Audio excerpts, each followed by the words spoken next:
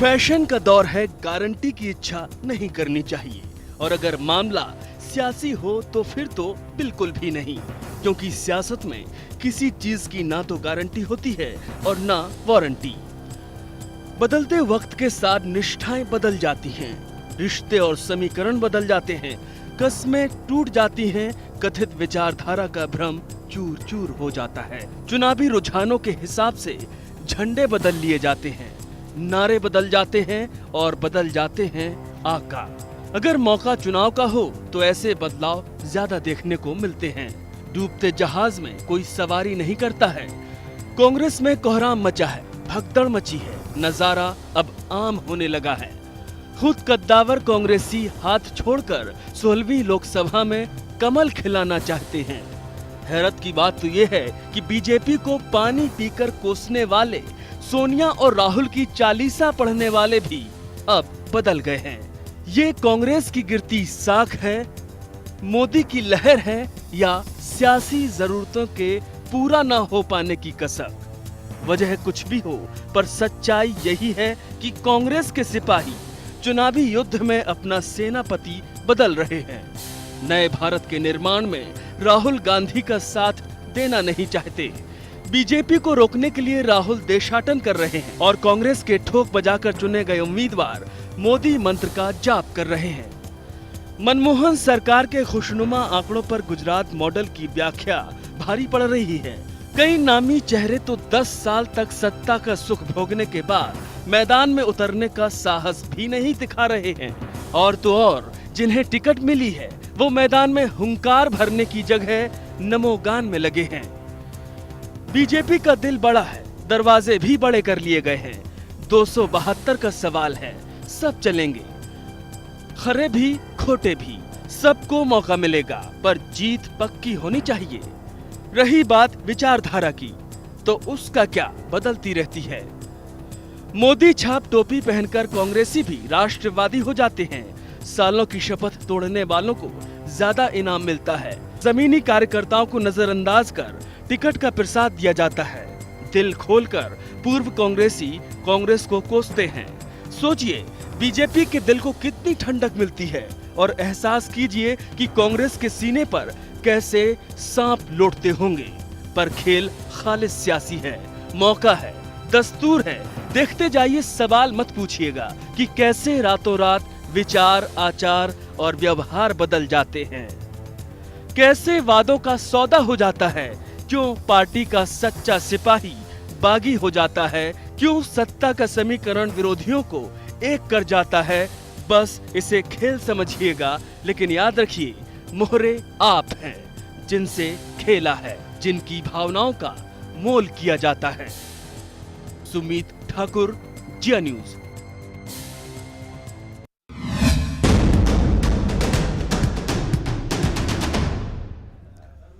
नमस्कार, मैं हूं अमित तिवारी। समर्पण सीटों के लिए होने लगे, शपथ सत्ता के लिए भुला दी जाए। जब विचारधारा निजी स्वार्थों की भेंट चढ़ जाए, जब राजनीति जनसेवा की बजाय व्यक्ति पूजा में तब्दील हो जाए, तब नैतिकता का पाठ भुला दिया जाता है। वादों और दावों को खूंटी पर टांग दिया जाता है। नए आका के लिए पुराने स्वामी को भुला दिया जाता है। समझौते हैं नैतिकता की आड़ में सिद्धांतों की दुहाई देकर और जनता के नाम पर, और कांग्रेस में भी यही हो रहा है। कांग्रेस के सच्चे सिपाहियों का सच सामने आ रहा है। क्यों और कैसे, जानेंगे।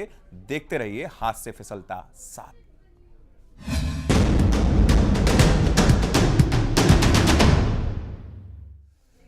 जी हां, तो कांग्रेस छोड़कर बीजेपी में शामिल होने वाली लिस्ट में नया नाम जुड़ा है। गौतम बुद्ध नगर के कांग्रेस उम्मीदवार रमेश चंद्र तोमर, जो वोटिंग के ठीक 7 दिन पहले बीजेपी में शामिल हो गए।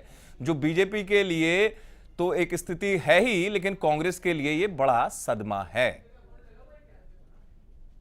ये तस्वीरें कांग्रेस के लिए झटका है, बीजेपी के लिए किला फतेह करने की है। वोटिंग हुई नहीं है, लेकिन कांग्रेस की हार तय हो चुकी है। बीजेपी अध्यक्ष राजनाथ सिंह से गुलदस्ता लेकर गले मिलते शख्स कांग्रेस के गौतम बुद्ध नगर के प्रत्याशी रमेश चंद्र तोमर हैं, जो वोटिंग से ठीक 7 दिन पहले पाला बदलकर बीजेपी में शामिल हो गए। तोमर का बीजेपी में शामिल होना कांग्रेस के लिए किसी सदमे से कम नहीं, लेकिन बीजेपी के लिए ये मौका जश्न से कम भी नहीं है। श्री रमेश चंद्र तोमर पूर्व सांसद ने आज भारतीय जनता पार्टी की सदस्यता स्वीकार की है। उन्हें भारतीय जनता पार्टी के सदस्य के रूप में मैं मान्यता देता हूं। तकनीकी रूप से तोमर अब भी कांग्रेस प्रत्याशी हैं, लेकिन बीजेपी में शामिल होकर गौतम बुद्ध नगर की सीट पर बीजेपी का पलड़ा भारी करेंगे। इसके पहले बीजेपी में शामिल होने की खबर को तोमर ने खारिज किया था, लेकिन अब बीजेपी में शामिल होने की अपनी दलील दे रहे हैं। नहीं, मैं पुराना बीजेपी का मैं सदस्य हूँ। मैं 4 बार बीजेपी से ही गाजियाबाद से मेंबर पार्लियामेंट रहा था। कुछ भावनाओं के मैंने 5 साल पहले बीजेपी को छोड़ दिया था, लेकिन मुझे लगा कि आज देश की जरूरत मोदी जी है। पूरा देश मोदी जी का नेतृत्व चाह रहा है, तो मैंने भी सोचा कि जब देश मोदी जी को चाह रहा है तो मैं क्यों न अपनी पुरानी पार्टी में आ जाऊं। मैं अपनी पुरानी पार्टी में आ गया। इससे पहले मध्य प्रदेश के भिंड संसदीय क्षेत्र से उम्मीदवार बनाए गए डॉक्टर भागीरथ प्रसाद भी पार्टी का दामन छोड़कर बीजेपी में शामिल हो गए थे। हालांकि तोमर का बीजेपी से पुराना रिश्ता रहा है। तोमर 4 बार बीजेपी की टिकट पर सांसद रह चुके हैं और कुछ महीने पहले ही कांग्रेस में शामिल हुए थे। अब फिर कांग्रेस का दामन छोड़कर बीजेपी में वापस आ चुके हैं। जिया न्यूज रिपोर्ट। बड़ा तेजी से चल रहा है, जो कुछ भी चल रहा है बड़ा तेजी से। दल बदल रहे हैं कि लग रहा है कि यात्रा के बीच में बस ही बदल रहे हैं, कि ये समझ में नहीं आ रहा है स्थिति क्या है और किस तरीके से कांग्रेस कहां खड़ी हुई है। जानने की कोशिश करेंगे। खास चर्चा में मेहमानों का परिचय मैं आपसे करा दूं। मेरे साथ हैं बीजेपी नेता अशोक सिंह, कांग्रेस प्रवक्ता राजीव त्यागी, वरिष्ठ राजनीतिक विश्लेषक डॉक्टर शुभ्र कमल दत्ता। मेरे साथ चर्चा में मेरे वरिष्ठ सहयोगी के दुबे न्यूज रूम से जुड़े हुए हैं। आप सभी का स्वागत है चर्चा में। चर्चा की मैं शुरुआत करता हूं और शुरुआती तौर पर मैं जानने की कोशिश करूंगा इस पूरे गणित को कि आखिर स्थिति क्या है। पहले समझने की कोशिश करते हैं कि आखिरकार ये बेचैनी क्यों है, और समझने की कोशिश के क्रम में सबसे पहले हम समझेंगे। हमारे साथ फोन लाइन पर हैं नवीन कुमार जी, मैनेजिंग एडिटर जिया न्यूज। उनसे पहले इस तथ्य को समझने की कोशिश करता हूं। नवीन जी, जो हम स्थिति देख रहे थे रिपोर्ट में और जो हम समझ रहे हैं, जिस बात का मैं जिक्र कर रहा था कि बड़ी तेजी के साथ एक बेचैनी सी लग रहा है। ऐसा लग रहा है कि कांग्रेस के अंदर एक बेचैनी है, या कांग्रेस के भवन के अंदर ऐसा कुछ सफोकेशन हो रहा है कि लोग बड़ी तेजी से भाग रहे हैं। तोमर जी का मैं अगर उदाहरण आपको दूं, तोमर जी नोएडा में घूमते घूमते अभी लगातार कह रहे थे कांग्रेस को विजयी बनाएं, कांग्रेस को विजयी बनाएं, बीजेपी में चले गए। ये बेचैनी कांग्रेस में ज्यादा क्यों दिखाई दे रही है? अमित, जिस प्रकार से जब यूपीए 2 का समापन होने का समय था, ये सरकार जाने, हाँ, उस समय जो पिछले समय में इतने भ्रष्टाचार और के मामले सामने हुए, विकास नहीं होने की बात हुई, और पिछले 1.5 से 2 वर्ष के बीच में नरेंद्र मोदी का जो ग्राफ बढ़ा बहुत तेजी से, उसको देखते हुए कांग्रेस के बड़े दिग्गज नेताओं ने, केंद्रीय मंत्रियों ने चुनाव लड़ने से मना कर दी। वहां से शुरुआत होनी शुरू हुई, उनके अलायंस टूटते चले गए। उसके बाद जिनको टिकट मिली, कांग्रेस के कई लोग वो जिनको टिकट मिली उन्होंने वापस कर दी, वो अलग बात। लेकिन ये बहुत बड़ी बात है कि कांग्रेस के टिकट पर नॉमिनेशन करने के बाद, उस दिन प्रचार करने के बाद, उनका प्रत्याशी कांग्रेस छोड़ करके चला जाए, ऐसी भगदड़ की स्थिति है कांग्रेस। कांग्रेस में अभी कोई समझ नहीं पा रहा है, क्योंकि राहुल गांधी को जो देश के जितने भी वोटर हैं वो लीडरशिप के रूप में एक्सेप्ट नहीं करती है कि राहुल की लीडरशिप में चुनाव लड़ा जाएगा। प्रधानमंत्री ये पहली बार होगा आज से। जी, ये बड़ा सवाल है जो उठेगा भी कि फिर आपके सिपाही कैसे, किन पर आप दांव लगाते हैं, किनको आप मैदान में उतार देते हैं। मैं जल्दी से रुक करूंगा। पहले कांग्रेस के पास जाने से पहले डॉक्टर शुभ कमल दत्ता जी का वरिष्ठ राजनीतिक विश्लेषक हैं। शुभ कमल जी, स्थिति देख रहे हैं आप, क्या हो रहा है, और क्या हो रहा है से ज्यादा बड़ी बात यह कांग्रेस के अंदर ऐसी स्थिति क्यों आ रही है?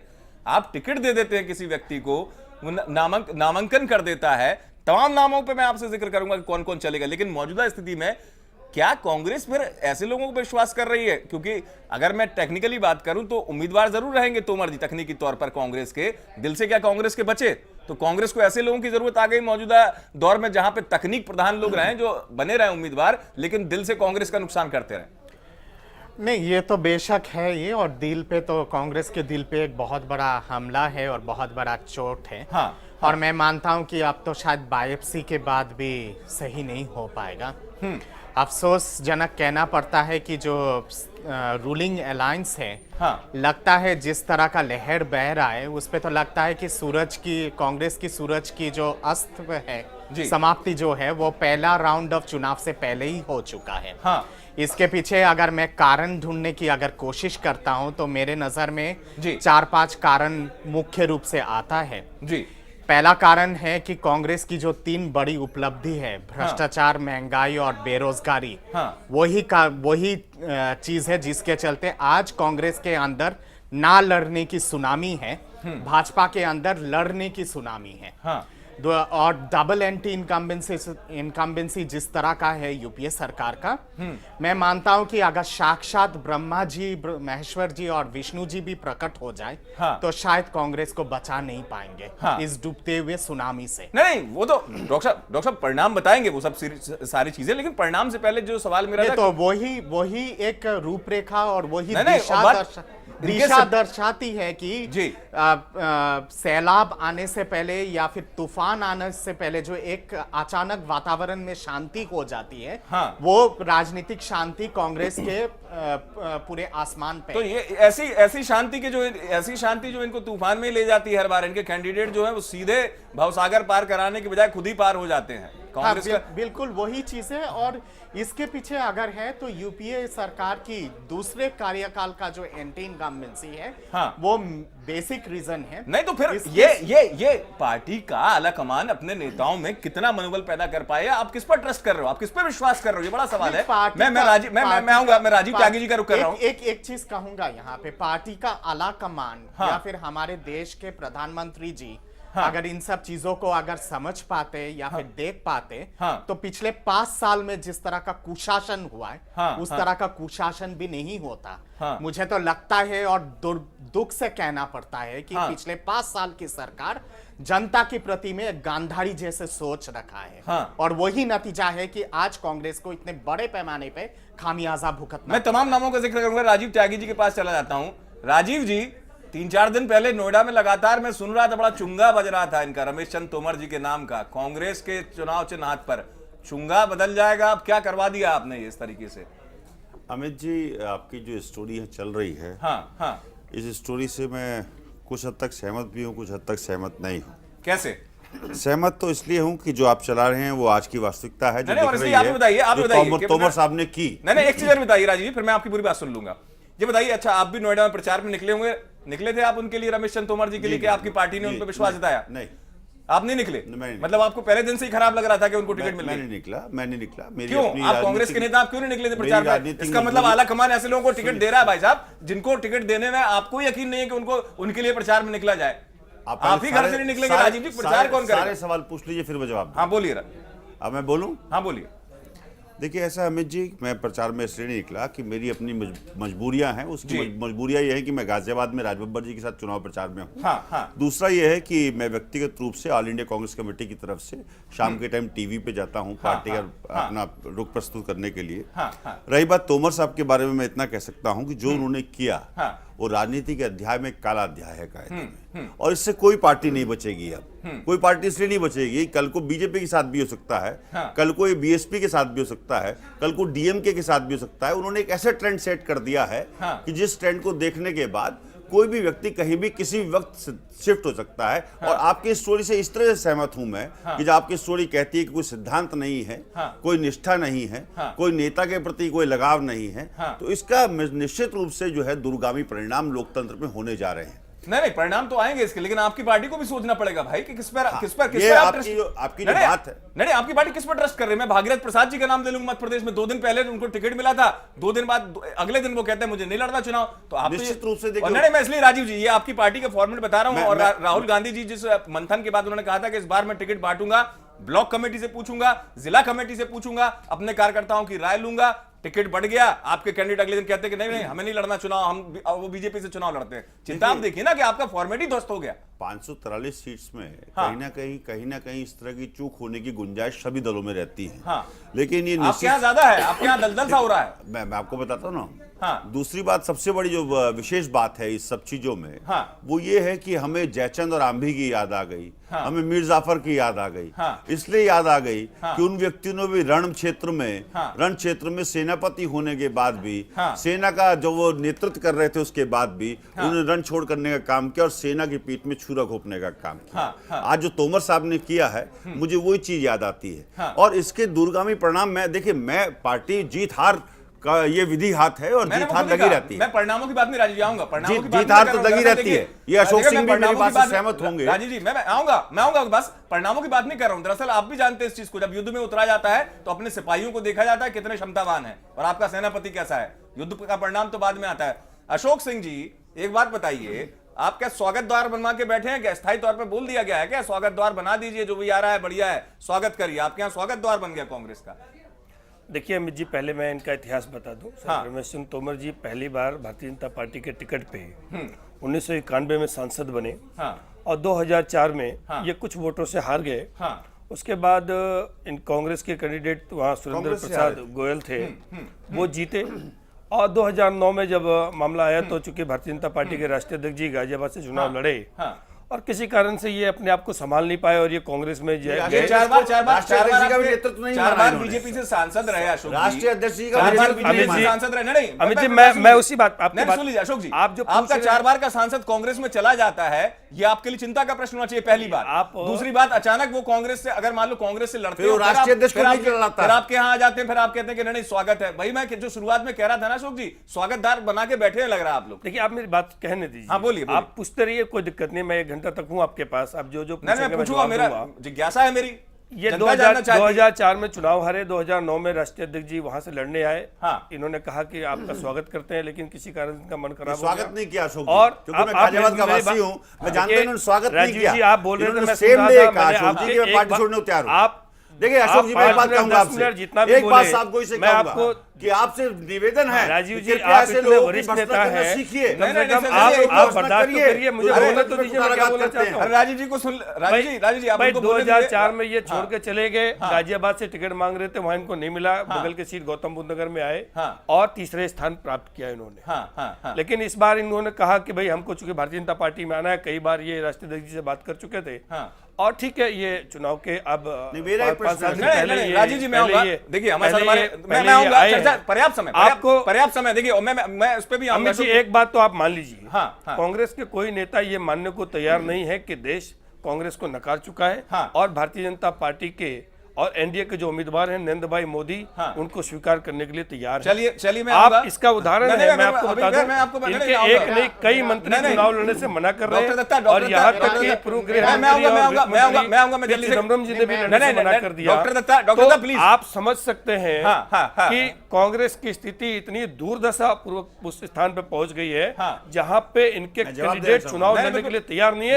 कैंडिडेट तो कैंडिडेट छोड़ दीजिए, इनके आधे से ज्यादा मंत्री कांग्रेस के मंत्री जनता के बीच में जाकर फेस करने के लिए तैयार नहीं बैठे। अशोक जी मैं नाम लूंगा, फिर मंथन की बात करूंगा, आप उनकी दशा की बात कर रहे हैं और आप किस दिशा की तरफ बढ़ रहे हैं। एक मिनट जवाब देना चाहूंगा। राजीव जी मुझे के दुबे जी के पास जाना, मैं आऊंगा। राजीव जी के दुबे जी हमारे साथ बने वरिष्ठ सहयोगी हमारे।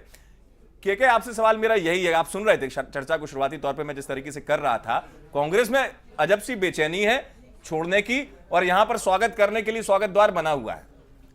देखिए अभी 2 तरह की बयानबाजी होती है ऐसे लोगों को। एक तो राजनीति में कहा जाता है दल बदलू और एक स्वाभाविक जो एक अपनी प्रतिक्रिया होती है उसमें उनको कहा जाता है कि जब जहाज डूबता है तो सबसे पहले चूहे कूदते हैं। तो ये दोनों जो एक कहावत है वो कहीं ना कहीं थे से जो आज रमेश चंद तोमर पे पूरी तरीके से चरितार्थ बैठती हैं। एक तो दल बदलू भी वो कहला गए और एक रण छोड़कर भाग भी गए। लेकिन एक पॉलिटिकल एक डेवलपमेंट था जिसके लिए जिसको ये करने के लिए काफ़ी एक जो है एक पैतरे चले गए, काफ़ी समय लगा। अभी जैसे कि अशोक सिंह कह रहे हैं कि राजनाथ सिंह से वो काफी टच में थे, तो जब टच में थे तो उन्होंने फिर क्यों कांग्रेस का टिकट ले लिया। उसी कांग्रेस के टिकट पाने के लिए रमेश चंद तोमर को मैंने रात को 12-1 बजे तक 10 जनपद के अगल बगल घूमते देखा था। तो जब टिकट पाने के बाद इस प्रकार का एकदम से दल बदलना, इसका मतलब कि उन्होंने अपनी हार स्वाभाविक तौर से मान ली। उनका कहना था कि वैसे भी मैं चौथे नंबर पे चल रहा हूं, अगर कम से कम बीजेपी में चले जाता हूं, वापस अपने घर की तरफ दौड़ रुख कर लेता हूं, तो आने वाले समय में जब एक बड़ा शिप आएगा तो उसमें मैं सवार हो रहा हूं और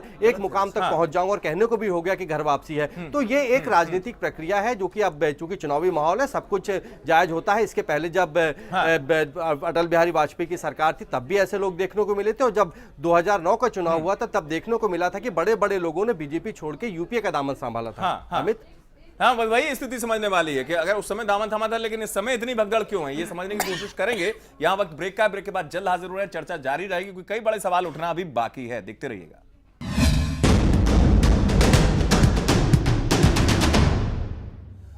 ब्रेक के बाद आपका बहुत स्वागत है खास चर्चा में। ब्रेक के पहले जिस स्थिति को हम समझने की कोशिश कर रहे थे, और बीजेपी के नेता अशोक सिंह इस बात को कह रहे थे कि नहीं, उनका ध्यान देखा गया था, उस समय उनका मन था कांग्रेस में आने का। रमेश चंद्र तोमर का हम जिक्र कर रहे हैं जो कि कांग्रेस में शामिल हो गए। लेकिन बड़ा सवाल लगातार यही है कि अगर कांग्रेस की बेचैनी है तो इनकी आतुरता है, लेकिन सियासी समीकरण क्या कुछ कहते हैं। आप देख सकते हैं, ये आप नाम देख रहे हैं कांग्रेस में किस तरीके से, ये बड़े चेहरे हैं कांग्रेस के। कांग्रेस को मंथन नहीं कर रही है। सतपाल महाराज कांग्रेस के इतने पुराने नेता, वरिष्ठ नेता, और आप किसी के डॉक्टर भागीरथ प्रसाद मध्य प्रदेश में भिंड से उम्मीदवार थे, इन्होंने छोड़ा पार्टी को। डुमरियागंज से कांग्रेस के सांसद जगदंबिका पाल, लगातार इनको आपने देखा होगा टीवी स्क्रीन पर इतने वर्षों में। चुनाव से पहले बीजेपी को कोसते थे। गौतम बुद्ध नगर से कांग्रेस के रमेश चंद्र तोमर, डी पुरेंदेश्वरी। जी हाँ, तो ये महज जाना है, दल बदलना है, या उससे ज्यादा वो स्थिति है कि ये स्थिति सियासी तौर पर कांग्रेस के लिए चिंता ला सकती है, या बीजेपी समझ रही है उस स्थिति को कि इनके लिए जो प्रवेश द्वार खोले गए हैं आतुरता के साथ, वो क्या कुछ फर्क लाएंगे। एक बार फिर हम रुक करना चाहेंगे। हमारे साथ जुड़ चुके हैं नवीन कुमार जी, हमारे मैनेजिंग डायरेक्टर। नवीन जी, मैं आपसे समझना चाहूंगा चर्चा के अभी ब्रेक से पहले मैं जो लगातार बात कर रहा था कांग्रेस और बीजेपी ये कह रही थी रमेश चंद्र तोमर जी के मामले में कि हम तो पहले से मान रहे थे कि वो आएंगे क्योंकि वो पुराने बीजेपी से जुड़े हुए रहे हैं, 4 बार सांसद रहे हैं, लेकिन ये भी स्वागत करने के लिए आतुर दिखे। वहीं कांग्रेस की बेचैनी कम नहीं हो रही, कांग्रेस कह रहे चले गए, उनको जाना था, ये सब जयचंद है। लेकिन बड़ा सवाल मेरा आपसे यही इस तरीके से नवीन जी कि क्या वास्तव में दोनों ही दल समझ पा रहे हैं इनके दल बदल के मायने, या सब कोई सोच रहा है कि नहीं मेरा फायदा है और ये सब तो सामान्य हलचल है, कोई तूफान नहीं है। अमित, ये ऐसा नहीं है कि मैं अशोक जी की इस बात से सहमत नहीं हूँ कि रमेश तोमर पहले से आना चाहते थे, भाजपा में थे जी। देखिए, सतपाल महाराज आए, वो कोई पहले से तैयार नहीं थे। हाँ। जिस प्रकार से कांग्रेस में भगदड़ मची है, जिस प्रकार से कांग्रेस में बड़े दिग्गज नेता, चाहे पी चिदम्बरम हो, आप अगर पुराने जितने दिग्गज नेताओं को लगाओगे, किसी ने कोई ना कोई बहाना बना करके इस बार चुनाव से बाहर रहने की कोशिश करी है। तो ये नहीं कि ये सब पहले से आने के लिए आतुर थे। अगर पहले से आने के लिए आतुर थे तो उन्होंने कांग्रेस की टिकट ली, कांग्रेस की टिकट लिया, नॉमिनेशन भरा, नॉमिनेशन भरने के बाद लोग वापस आ रहे हैं। इसका मतलब साफ है कि कांग्रेस की स्थिति सबकी नजर में है। कांग्रेस को जनता नकार चुकी है। इन्होंने खुद प्रचार में जाकर के देख लिया कि जिस प्रकार से जनता का समर्थन नहीं मिला, उसी के बाद की स्थिति ये हुई कि ये लोग निकल करके भारतीय जनता पार्टी में वापस। लेकिन इस पूरे, माफ कीजिएगा नवीन जी, मैं आपको रोक रहा हूं, एक चीज और फिर मैं आपसे सवाल कर लूं, फिर मैं रुक करूंगा डॉक्टर दत्ता का। ये चीज यहाँ पर उत्तर भारत में कांग्रेस समझ पा रही है कि क्या डैमेज होगा, या उत्तर भारत की जो स्थिति कांग्रेस के लिए जो पॉजिटिव चीजें हो सकती थी कांग्रेस समझ पा रही है क्या, या सब कुछ हल्के से है? देखिए, उत्तर भारत में उत्तर भारत की स्थिति अलग है और दक्षिण भारत की स्थिति अलग है। दक्षिण भारत में इस समय जो नए अलायंस बन करके आ रहे हैं, पिछले समय में कई बड़े संगठनों ने दक्षिण में, चाहे आंध्र में देखा जाए या तमिलनाडु में देखा जाए, तो उन्होंने भाजपा में भी शामिल हुए हैं। और भाजपा में, दक्षिण में जहाँ भाजपा का कोई वजूद नहीं था, इस बार वहाँ पे भी जो रिपोर्ट्स आ रही हैं, वो रिपोर्ट्स बड़ी बेहतर हैं, क्योंकि इस समय केवल जो चुनाव है वो भाजपा, कांग्रेस या आम आदमी पार्टी का नहीं है। सभी पार्टियों में लोग बाकी सभी दलों के अंदर लोग टिकट वापस कर रहे हैं, नॉमिनेशन भरने के बाद वापस आ रहे हैं, और भारतीय जनता पार्टी के अंदर से कोई नॉमिनेशन के लिए, टिकट के लिए लड़ाई लड़ रही है। दोनों चीजें अलग अलग हैं। दूसरा कि जिस प्रकार से इस बार का चुनाव है, इस बार का चुनाव नरेंद्र मोदी, राहुल गांधी और बाद में अगर देखा जाए तो अरविंद केजरीवाल का नाम आता है। इन सब स्थिति के अंदर, इन तीनों के अंदर नरेंद्र मोदी का जो कद है वो किसी और का नहीं। जैसे मैं आपको बता रहा था कि 1952 आजादी के बाद से लगाइए, पहला चुनाव ऐसा है जिसमें जिस रूलिंग पार्टी का प्रधानमंत्री सीन से गायब है, उसका नाम नहीं है, वो प्रचार नहीं है, उसका कहीं प्रचार नहीं है, वो एक दो सभाएं कुछ लगा लीजिए। मनमोहन सिंह इस समय पूरी तरह से चुनाव प्रचार से गायब है। आखिर क्यों? आखिर इसलिए कि उनको इसलिए दूर रखा गया है मनमोहन सिंह को, क्योंकि पिछले समय में जो करप्शन के चार्जेस लगे हैं, जो उस प्रकार उसके कारण जो यूपीए पूरी तरह से डैमेज हुआ है, बिल्कुल उसके ये अंदर की हताशा, मैं ये सही बात, इस बात को आप उठाने की कोशिश करें, अंदर की हताशा या मनोबल टूटने वाली बात है। डॉक्टर दत्ता का मैं रुक करूंगा। डॉक्टर दत्ता, ब्रेक से पहले आप सुन रहे थे जिस बात को, इन्होंने ये भी बड़े जल्दी से स्वीकार लेते हैं चीजों को, या जिस बात का जिक्र नवीन जी कर रहे थे, क्या कांग्रेस उस स्थिति को समझ पा रही? बीजेपी की बात भी मैं आपसे पूछूंगा कि ये हताशा जो है, ये अंदर से उपजी हताशा जो है, चलिए कांग्रेस कह देगी अवसरवादिता है, लेकिन अवसरवादिता से पहले जो मुख्य बिंदु ये है कि आप उन लोगों पर ट्रस्ट कर लेते हैं, आप उनको टिकट देते हैं, आपके वो सिपाही बन जाते हैं, तो सिपाही तो वो उतारा जाता है मैदान पर जिस पर 100% भरोसा हो। दूसरी बात, बीजेपी की अशोक जी ये कहते हैं कि वो तीसरे नंबर पे थे उस टाइम पे, ऐसी ऐसी स्थिति थी, तो इनका मूल्यांकन आप देखिए, ये कितना बढ़िया स्वागत करते हैं। नहीं, ये केवल मतलब कि ट्रस्ट करने की बात नहीं है, और मतलब कि ऐसे दल बदलू लोगों पे ट्रस्ट करके टिकट देने की बात नहीं है जी। हकीकत में ये है कि कांग्रेस में जो शुरू से लेके अभी तक रहे हैं बड़े बड़े नेता जी, वो भी तो भाग रहे हैं, या फिर वो भी चुनाव नहीं लड़ना चाहते हैं। तो केवल हम लोग इसका आकलन इस तरह से नहीं कर सकते कि जो पिछले पहले किसी संगठन में थे, फिर कांग्रेस में आए, फिर वापस पुराने संगठन में गए। नहीं, ये तो एक धारा है, पर उसके साथ साथ इस धारा को अगर मैं रेप्लिकेट करूं और इसी धारा के माध्यम से मैं अगर डिफाइन करने की कोशिश करूं, तो जगदम्बिका पाल जी या फिर बाकी जितने सारे लोग जो दिग्गज लोग हैं, सतपाल महाराज जी, वो लोग जो कांग्रेस से छोड़ के गए हैं, जिनका जन्म ही हुआ है कांग्रेस में, उसका आकलन आप कैसे करेंगे? तो केवल ये सिर्फ ये आयाराम गयाराम के लिए नहीं है।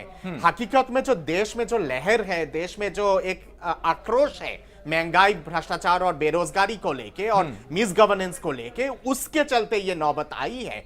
आज अगर अच्छा परफॉर्मेंस अगर यूपीए सरकार के यूपीए 2 का अगर रहा होता, प्रधानमंत्री जी अगर सही दिशा में डिलीवर कर पाए होते चीजों को लेके, और लोग अगर इतना हताश नहीं होते, तो ये नौबत नहीं आती। सीधे वे में लड़ाई होती दोनों पार्टी के बीच में। भाजपा के लिए एक सलाह जरूर दूंगा, मुझे एक बात से खुशी होती है कि भाजपा का उदारीकरण हो रहा है या फिर कांग्रेसीकरण हो रहा है, जिस हिसाब से सबको ले रहे अपने साथ। और पर ये एक पतन का कारण भी हो सकता है कि क्योंकि जरूरत से ज्यादा उदारीकरण के चलते अगर नीचे का लहरी अगर पूरा सूख जाए, ये आत्मभाव आ जाना, ये आत्मभाव आ जाना, मैं के दुबे करूंगा, हमारे वर्षा योगी बने हुए हैं, लेकिन ये आत्मभाव का आ जाना इस तरीके से कि नहीं हम सक्षम हो चुके हैं, इसलिए लोग हमारे पास आ रहे हैं। अशोक जी आऊंगा आपके पास, हम सक्षम हैं, आने दीजिए, उससे कोई फर्क नहीं पड़ता, और ये जो आ रहे हैं ये हमारी ताकत बढ़ाने के लिए आ रहे हैं।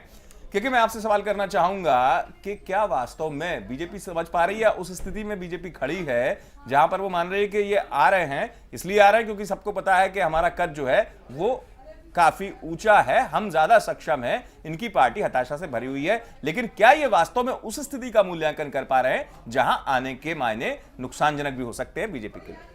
देखिए अमित, जिस प्रकार से दत्ता जी ने कहा, वो स्वाभाविक तौर से एक बहुत बड़ी बात है कि कांग्रेसीकरण कहीं ना हो जाए बीजेपी का। आज बीजेपी के नेताओं को लग रहा है कि हमारा जो 272 का टारगेट है वो हमको पूरा करना है, लेकिन अगर यही चेहरे सामने आएंगे तो ये विरोध जिस प्रकार से टिकट वितरण के बाद हुआ था और एक वैक्यूम जो बना था नरेंद्र मोदी का, वो कहीं ना कहीं से थोड़ा बहुत जरूर कम होता जा रहा है। ये बीजेपी नेताओं ने अंदर से स्वीकार कर लिया है। जो विवाद उठे थे मैनिफेस्टो को लेकर के काम रह नहीं बन पा रही है, तो तमाम बीजेपी नेताओं का इस प्रकार से बयान देना और एक दूसरे के खिलाफ बयानबाजी करना, कहीं ना कहीं बता रहा है कि जो एक शुरू में नरेंद्र मोदी का वैक्यूम बना था, वो अब वैक्यूम थोड़ा बहुत कम जरूर होते जा रहा है, और इसको अब बीजेपी नेता भी मान चुके हैं। लेकिन एक सबसे बड़ी बात है कि जो एक कांग्रेस के चेहरे जो कांग्रेस में कहीं लूप लाइन पे थे या जिन पे कांग्रेस के आरोप लग रहे थे, भ्रष्टाचार से तो पुंडेश्वरी देवी जो आंध्र प्रदेश के नेता है कांग्रेस के, जो बीजेपी में शामिल, उन पे भी आरोप लगे थे, जगदम्बिका पाल पे भी आरोप लगे थे, रमेश तोमर पे भी लोकल स्तर पे आरोप लगे होंगे क्योंकि ये सब कांग्रेस से जुड़े हुए थे, सतपाल महाराज पे आरोप लगे थे। तो ये एक इस प्रकार से जब ये तमाम चेहरे जब दिखेंगे उसी मंच पर, तो स्वाभाविक तौर से दत्ता जी की बात कहीं सार्थक ना हो जाए कि भाजपा कभी कहीं जो है कांग्रेसीकरण हो चुका है। तो ये स्वाभाविक तौर से बीजेपी को भी सोचने वाली बात है। मैं बीजेपी का रुख करूंगा। फिलहाल के दुबे हमारे साथ लगातार बने हुए थे, के दुबे का मैं शुक्रिया करना चाहूंगा चर्चा में इस बीच, लेकिन अब जल्दी से राजीव त्यागी जी का रुख कर लिया जाए। राजीव जी काफी देर से प्रतीक्षा कर रहे थे। राजीव जी मैं आपसे चाहूंगा, अभी आ रहा हूं आपके पास। राजीव जी, ये तो सोचना पड़ेगा कि आखिर ये भगदड़ क्यों है, पहली बात। दूसरी बात, नहीं सुन लीजिए, पूरा सुन लीजिए मुझे। दूसरी बात, इस भगदड़ को इतने हल्के से लेना कोई मामूली बात नहीं है। आपके पार्टी के सेनापति राहुल गांधी पर अगर भरोसा होता तो उनकी शपथ मान के चलते ये लोग, तीसरी बात ये कि आप टिकट दे देते हैं, आप सोचिए ना, उन व्यक्तियों को आप टिकट दे देते हैं। टिकट देने से पहले क्या पार्टी के चश्मे से इतना नहीं देखा जाता कि किसको टिकट दिया जा रहा है? तीसरी बात ये कि आप कह रहे हैं कि चलिए बीजेपी तो विपक्षी दल है आपका, वो कहेगा कि नहीं नहीं कांग्रेस का मनोबल कमजोर हो चुका है। शरद पवार जी आपके बड़े सहयोगी कह रहे थे कल, मैंने खुद सुना, शरद पवार जी ने क्या दिया, बाद में बयान बदलते हुए नजर आए कि नहीं नहीं इस बार तो एनडीए की ताकत बढ़ रही। क्या संदेश जाएगा? क्या राहुल गांधी समझ पा रहे हैं चीजों को? देखिए अमित जी, जो आपने कहा कि लोग बाग जा रहे हैं, छोड़ रहे हैं, हाँ। और विशेष रूप से तोमर जी के मामले में कहना चाहूंगा, आप पूरा संपूर्ण परिवेश में बताइएगा। सबसे पहले उनके बारे में कहना चाहूंगा क्योंकि ये हाल की घटना है। शेक्सपियर ने एक नॉवेल लिखा था जूलियस सीजर, उसमें जब जूलियस सीजर का कत्ल होता है तो कहता है ओ ब्रूटो यू आर आल्सो। तो ब्रूटो जो है वो शख्स है जिसने विश्वासघात करके जूलियस सीजर का कत्ल किया था। तो आज वो कत्ल वाली कितने ब्रूटो वो ब्रूटो देखिए, ब्रूटो बुरा कैरेक्टर है। यस, ब्रूटो एक बुरा कैरेक्टर है, ये मैं कह रहा हूं। तो सारे ब्रूटोस, सारे बुरे कैरेक्टर, सारे पात्र बड़े ज्यादा हो गए। पार्टी ले रही है, अब भारतीय जनता पार्टी जाने वो उनको कैसे डील करेगी। भारतीय जनता पार्टी ले रही है, जैसे आपने स्टोरी में चलाया भी, और जैसे विश्लेषक साहब ने कहा, राजनीतिक विश्लेषक साहब ने, कि जिस तरह से भारतीय जनता पार्टी ले रही है, तो इसका मतलब एक चीज होती है सिद्ध कि मोदी जी की लहर नहीं है कहीं भी। इसका मतलब लहर नहीं है तो तभी वो ऐसे लोगों को ले रही है कि जिनकी वजह से वो चाहती है किसी तरह से हम लोग बाग आंकड़ा प्राप्त कर ले 272 का। लेकिन मुझे लगता नहीं कि 200 भी छू पा रही है बीजेपी, 200 भी नहीं छू पा रही है बीजेपी। और ये एक भारतीय जनता पार्टी के लिए चिंता का विषय है। कारण ये है कि भारतीय जनता पार्टी जिस तरह से अपने अंतर्द्वंद में फंस गई है, जिस तरह से मैनिफेस्टो में एक नहीं है भारतीय जनता पार्टी। मुझे तो याद आती है 77 से 80 के बीच का वो दौर, जब जनता पार्टी में अंतर्द्वंद से सारी सरकार गिर गई थी। इसी तरह भारतीय जनता पार्टी 16 मई से पहले, क्योंकि अभी 40 दिन है हम लोगों के पास, और 40 दिन बहुत होते हैं। अगर हमने सोच रखा है कि हमें भारतीय जनता पार्टी से पूर्ण रूप से टकराना है और भारतीय जनता पार्टी सरकार नहीं बने देनी है, और मैं आपको 16 मई को बताऊंगा कि हम लोग भारतीय जनता पार्टी के रथ को रोक करके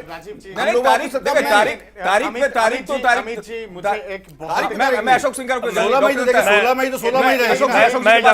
मैं डॉक्टर साहब जवाब दूंगा। राजीव त्यागी जी मेरे साथ बैठे हुए हैं। जो 5 लोकसभा का विधानसभा के जो चुनाव हुए थे राज्य में, उसमें भी हम लोग एक चैनल पे बैठे थे, तो उन्होंने कहा था कि मैं रिजल्ट आने के बाद बताऊंगा। मैं इनको दोहराना चाहता हूं, ऐसी कोई बात नहीं हुई। नहीं ऐसी कोई बात नहीं चाहता हूं। मैं तो आपसे पहली बार शो कर रहा हूं, कांग्रेस के पहली बार आप मेरे साथ शो कर रहे हैं अशोक जी। दूसरी बात, पहली बार शो कर रहे हैं। मैं आपको बता दूं कि जब भी कांग्रेस सत्ता से दूर जाने लगती है, लोगों की अपेक्षाओं पे खरी नहीं उतरती है, तो ये भारतीय जनता पार्टी पे दोष न दे। आपने जो कहानी कही है वो आपके इतिहास है। माधव राव सिंधिया जी आपकी पार्टी को छोड़ गए थे, जाफर्स को लेने का काम कर रहे हैं, पार्टी को छोड़ गए थे, आप जयचंद को लेने का काम कर रहे हैं। नहीं, तो ये आपको अगर आपके पार्टी में आपकी पार्टी की विचार है, वो 2 धाराएं और पूरे शासनकाल में जो लोगों ने कहा कि भारत में कांग्रेस एक अच्छी दिशा में चलेगी, और जिस दिशा पे कांग्रेस को ले गए, और आम आदमी का नारा देने वाले कांग्रेस भ्रष्टाचार में मुझे एक बात बता दीजिए, अशोक जी, मैं डॉक्टर तक करूंगा। अशोक जी कहीं भी चुनाव लड़ने में सक्षम नहीं है, नहीं लड़ पा रहे हैं। अशोक जी एक बात कही है कि मोदी जी की लहर नहीं है। अगर मोदी जी की लहर नहीं है तो आपके दिए हुए टिकट लोग वापस करके भाग रहे हैं। और जिस दक्षिण की बात आप करते थे कि दक्षिण में भारतीय जनता पार्टी नहीं है, वो चाहे आंध्रा हो चाहे तमिलनाडु हो, वहां नए नए गठबंधन हो रहे हैं हमारे। और आप जिस आंध्रा में आपकी सरकार थी, वो आंध्रा में आपका सुपड़ा साफ हो गया, तमिलनाडु में आपका सुपड़ा साफ हो गया। लेकिन आपकी क्या मंथन करें? उत्तर प्रदेश में कहीं नहीं है, बिहार में कहीं नहीं है, झारखंड में कहीं नहीं है, मध्य प्रदेश में कहीं नहीं है, राजस्थान में कहीं नहीं है, गोवा में कहीं नहीं है।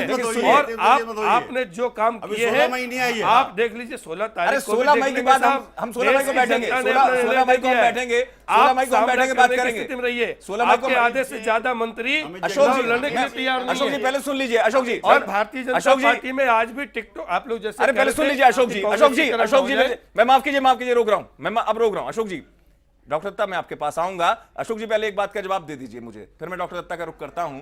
चलिए आप बात कर रहे हैं, परिणामों पे सब देख लेंगे, 16 मई को हमारा आप सब देख लेंगे, सब वो आएगा, टैली आएगी परिणामों की। लेकिन इतना बताइए मुझे अशोक जी कि जितने स्वागत में आप पुष्पगुच्छ दे रहे हैं कांग्रेसियों को, जितने पुष्पगुच्छ से गले लगा के स्वागत करते हैं आप कांग्रेसियों का, उतना दुख अपनी पार्टी में मंथन किया कि जसवंत सिंह काहे चले गए? क्यों गए जसवंत सिंह? आप मेरी बात सुनेंगे? क्यों गए जसवंत सिंह? नहीं, आपने उतने आंसू भाई आपकी पार्टी में, आपके इतने बड़े सीनियर लीडर गए, जितना पुष्पगुच्छ लेके आप स्वागत करते हैं। हमारी पार्टी में, भारतीय जनता पार्टी में किसी को टिकट नहीं मिला, उससे नाराज होके गए। ऐसे रमेश चंद्र तोमर भी गए थे, फिर वापस आ गए। वाह, लेकिन रमेश चंद्र तोमर हमारी पार्टी में हमारी पार्टी में एक भी ऐसा कैंडिडेट नहीं है जिसको भारतीय जनता पार्टी ने टिकट दिया और वो टिकट वापस करके चला गया। बात बोलना चाहूंगा प्लीज। आज जो स्थिति कांग्रेस की है, कांग्रेस का एक भी मंत्री सामने खड़ा होकर तैयार नहीं है कि मैं चुनाव लड़ने के लिए तैयार हूं, जबरदस्ती चुनाव लड़ाया जाए। क्या बात कर रहे हैं? कमलनाथ जी चुनाव लड़ रहे हैं, कैसी बात कमलनाथ कर जी रहे हैं? चुनाव लड़ रहे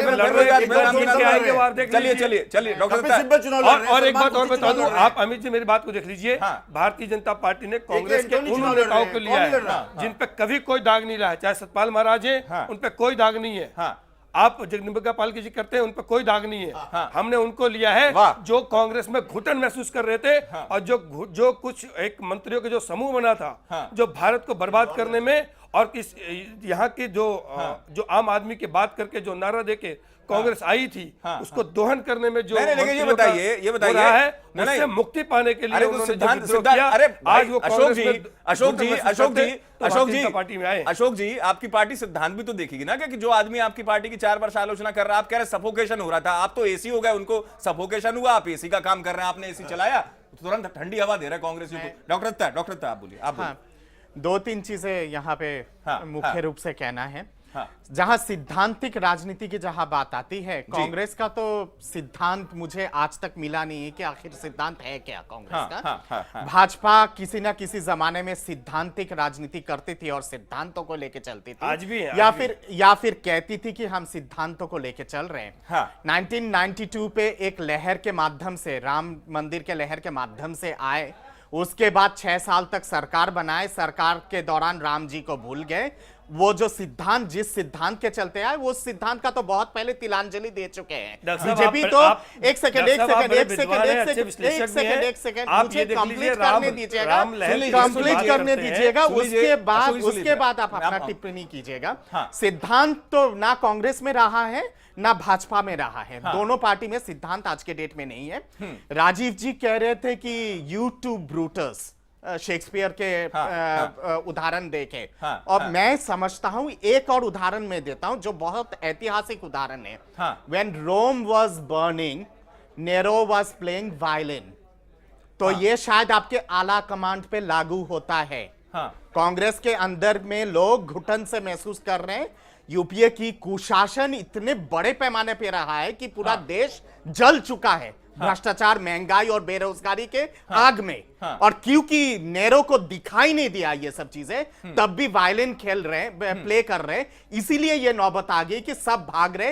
या फिर मैरिया एंटोनिया, लुई दी 16 की जो पटरानी थी, उन्होंने कहा था कि if they are not getting breads, give them cakes. नतीजा हुआ था कि फ्रेंच रेवोल्यूशन हुआ और पूरा राजशाही खत्म हो गया था। तो ये ना हो कि ये जो डेमोक्रेटिक राजशाही कांग्रेस के अंदर है, वो ही 2014 के 16 मई के बाद खत्म ना हो। नहीं, मैं इसलिए जल्दी अशोक जी का रुख करने से पहले राजीव जी का रुख कर लूं। राजीव जी, एक बार बताइएगा, क्योंकि मैं इतना जानता हूं कि चलिए आप कांग्रेस के प्रवक्ता बने, लेकिन आप एक जमीन से उठ के कार्यकर्ता के तौर पर आपने काम किया, प्रवक्ता बने, चलिए मैं मानता हूं। एक बात दिल से बताइएगा राजीव जी, बिल्कुल स्पष्ट बोलिएगा मुझे। आप कहते हैं कि चलिए कोई फर्क नहीं पड़ता, ये बात जो वायलिन वाली बात थी, ये वायलिन क्यों बज रहा है कांग्रेस में? सेनापति जी क्यों वायलिन बजा रहे हैं अगर ऐसा हो रहा है? पहली बात सुनिए, और दूसरी बात मुझे दिल से बताइएगा राजीव जी, एक कार्यकर्ता के तौर पर, प्रवक्ता के तौर पर नहीं, आपकी पार्टी में जब किसी को टिकट मिलता है तो वही जमीनी कार्यकर्ता होता है ना, जो जाता है पोस्टर चिपकाने, वही कार्यकर्ता होता है ना, जो जिसका गला बैठ जाता है दिन भर चिल्लाते कि रमेश चंद्र तोमर को विजय बनाइए, गला बैठ जाता है, शाम को गरारे करता है, सुबह उठ जाता है, फिर वो नारे लगाने चला जाता है। उसके दिल पे क्या बीतती होगी बताइए? आपके सेनापति सोचते हैं कभी? आप मुझे कार्यकर्ता के तौर पर बताइएगा, ऐसे आदमी का टिकट फाइनल होता है, आपके पार्टी से छोड़ के चले जाते हैं, बाद में कार्यकर्ता के दिल पे क्या बीतती है? दिल से बताइएगा। देखिए, आप मुझे फंसाना चाह रहे हैं। नहीं, फंसाना नहीं राजीव जी, मुझे दिल से बताइए। मैं सच बोल, फंसाना नहीं, दिल से बोलिए राजीव, दिल से। मैंने खुद कहा कार्यकर्ता के तौर बोलिए, हिम्मत से, क्योंकि इससे असर पड़ता है। हिम्मत से सच कहो, वायलिन बजाने से नहीं होगा। हिम्मत से सच कहो तो बुरा मानते हैं लोग। रो के बात कहने की अपनी आदत नहीं रही। मैं दत्ता साहब जितना कटु नहीं हो सकता हूं, उसके कारण है मेरे पास, क्योंकि मैं राजनीतिक व्यक्ति हूं और वो प्रेस से हैं, तो वो कटु हो सकते हैं। और वो हमारे सबसे अच्छे आलोचक है, सबसे अच्छे दोस्त हैं दत्ता साहब। अगर वो कुछ बोल रहे हैं तो कुछ सोच समझ के बोल रहे होंगे। लेकिन मैं एक बात कह सकता हूं कि राहुल गांधी ने जिस तरह से पिछले 5 साल में मेहनत की है पार्टी के लिए, पार्टी की बात कर रहा हूं। सरकार की अपनी मजबूरियां हो सकती है, सरकार में राहुल गांधी कभी नहीं रहे, कभी सरकार में नहीं रहे। सरकार के चेहरे दूसरे थे, पार्टी के चेहरे दूसरे हैं। पार्टी में निश्चित रूप से राहुल गांधी मेहनत कर रहे हैं और उनकी मेहनत का परिणाम यह है कि आज हम लोग बात निश्चित रूप से युवा नेतृत्व को लेकर के आगे आ गए हैं और युवा नेतृत्व को आगे लाने से निश्चित रूप से पार्टी को दूरगामी हम लोगों को लाभ। देश के सारे युवा दूसरी बात मैं कहना चाहूंगा अशोक जी प्लीज, दूसरी बात जो आपने मुझसे कही थी, मैं ये मानता हूं और साफ गोई से स्वीकार करता हूं। इसलिए राजीव जी मैंने आपसे पूछा, साफ गोई से स्वीकार करता हूं कि राजनीतिक पार्टियों में बहुत सारी चीजों का शरण हुआ है और उससे कोई पार्टी बची नहीं है। ये निश्चित चिंता का विषय है कि जो व्यक्ति हमारी 25 साल से झंडा उठा रहा है, कम से कम हमें टिकटों के मामले में उन्हीं को छांटना चाहिए। हालांकि 2009 में हमने नियम बनाया था संगठन के चुनाव में, संगठन के चुनाव की बात कर रहा हूं कि संगठन के चुनाव में जो भी व्यक्ति हमारा उस टाइम 2009 में पार्टी छोड़ करके आए थे और टिकट प्राप्त कर लिए थे, तो 3 साल तक हमने संगठन में कोई पद उनको नहीं दिया था। तो ये निश्चित रूप से एक चीज और होनी चाहिए, मीडिया के माध्यम से मैं कहना चाहूंगा 2009 में ही रमेश चंद्र तोमर जी को आपने टिकट दिया था। लेकिन उनको भारतीय जनता पार्टी छोड़ के आए थे। नहीं सुनिए, टिकट दिया, लेकिन हमने कोई पद नहीं दिया पार्टी में, संगठन में पद नहीं दिया,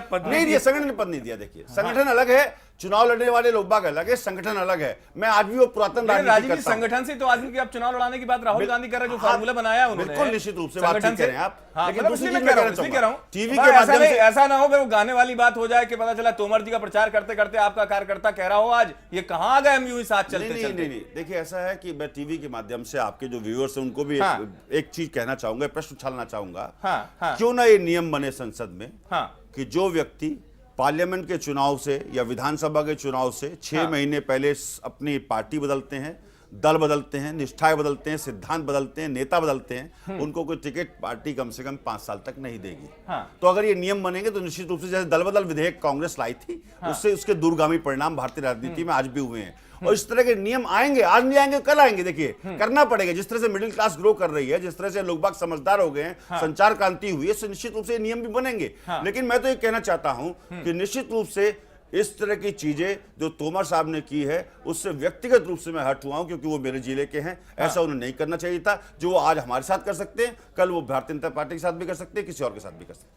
चलिए, लेकिन आपकी पार्टी को सोचने की जरूरत है। डॉक्टर दत्ता, फिर मैं अशोक सिंह जी के पास आऊंगा। जल्दी से आपसे एक चीज जरूर यहाँ समझना चाहूंगा, दोनों ही पार्टियां क्या इस मर्म को समझ पा रही है, और खासतौर से अगर दोनों पार्टियां इस स्थिति में स्वीकार रही तो जनता तक ये मैसेज है, जनता उस चीज को समझ भाप रही है कि नहीं भाप रही है? बिल्कुल, जनता के बीच में तो मैसेज है ही। और दोनों पार्टी के लिए ये एक शुभ चीज नहीं है। आज जो कांग्रेस के साथ हो रहा है वो 2004 के दौरान, उसके बाद बीजेपी के साथ भी हुआ था। हो सकता है कि इतना ज्यादा खुश ना हो भाजपा, क्योंकि कल को भाजपा के साथ भी ये हो सकता है। तो इसलिए मैं बिल्कुल इस बात से सहमत हूं कि इस तरह का कानून होना चाहिए, ताकि 6 महीने पहले जो दल बदल के जाते हैं उनको टिकट का वो ना दिया जाए और चुनाव लड़ने ना दिया जाए। और एक सलाह जरूर दूंगा कांग्रेस पार्टी के लिए कि कांग्रेस पार्टी धृतराष्ट्र और गंधारी वाला सोच से बाहर निकले और जमीनी हकीकत देखे। जो लोग जमीन पे लड़ते हैं, जो लोग पार्टी कार्यालय पे जाके संघर्ष करते दिन भर, और जिनके पास मिठाई का डब्बा नहीं होता है काम को उचित रूप से करवाने के लिए, चाहे सरकार के अंदर चाहे संगठन के अंदर, जिनके पास जेब खाली होता है, चलिए उनके बारे में समय कम है। एक छोटी टिप्पणी कर रहे हैं राजीव, समय कम, जल्दी है, 2 शब्दों में क्या ये संभव है अमित जी कि एक व्यक्ति एक ही रात में सारे सिद्धांत छोड़ दे, उसके सिद्धांत बदल जाए, उसके नेता बदल जाए, उसकी निष्ठा बदल जाए, वो कम्युनल से आपका सेकुलर हो जाए, सेकुलर से कम्युनल हो जाए? ये संभव नहीं है। इसका मतलब वो व्यक्ति सिर्फ और सिर्फ अपने लिए जीता है। चलिए अशोक जी, बहुत जल्दी से उत्तर दीजिएगा। आपकी पार्टी को सोचने की जरूरत है, क्योंकि आप जो गाड़ी बढ़ाते हैं ये स्वागत द्वार में है, ये गाड़ी इतनी तेजी से बढ़ती है कि फिर साबिर अली जैसे लोग आते हैं, फिर आपको स्पीड ब्रेकर पे धचका लगता है। प्रमोद मुतालिक भी देखिए मैं एक बात आपको कम शब्दों में बता दूं आपको कि तालीमें नहीं दी जाती परिंदों को उड़ानों की, वो खुद ही तय करते हैं ऊंचाई आसमानों की, और जो मादा रखते हैं आसमान छूने की, तो परवाह नहीं करते जमीन पे गिरने की। एक बात आपको स्पष्ट बता दें, भारतीय जनता पार्टी अपने नैतिक आधार, अपनी मजबूती, अपने कार्यकर्ताओं में संदेश, उनके मन को समझती है। और चूंकि ये कांग्रेस का दुख है और कांग्रेस का हार का झिझलाहट है कि अगर अच्छे मन से करना था तो 9 साल तक इनकी माफी चाहूंगा, माफी चाहूंगा, समय समाप्त। कुछ करना नहीं चाहती है, माफी चाहूंगा और बाद में रोना चाहती है। माफी चाहूंगा, बहुत शुक्रिया खास मेहमानों का, बहुत शुक्रिया डॉक्टर डॉक्टर शुक्रबल दत्ता जी, शुक्रिया राजीव जी, आपका शुक्रिया। अशोक जी जाते जाते शेर आपने भी सुनाई दिया, आपका भी शुक्रिया। लेकिन बड़ा सवाल यह है कि जो चल रहा है पार्टियों के अंदर दल बदल का, वो एक संगीत की तरह हो गया है, लेकिन पार्टियां समझ पा रही हैं स्थिति को कि दल बदल का ये सुर जो है कहीं किसी के लिए सरगम ना बन जाए और किसी के लिए खुशी और किसी के लिए गम ना बन जाए। खास पेशकश में इतना ही, दीजिए इजाजत।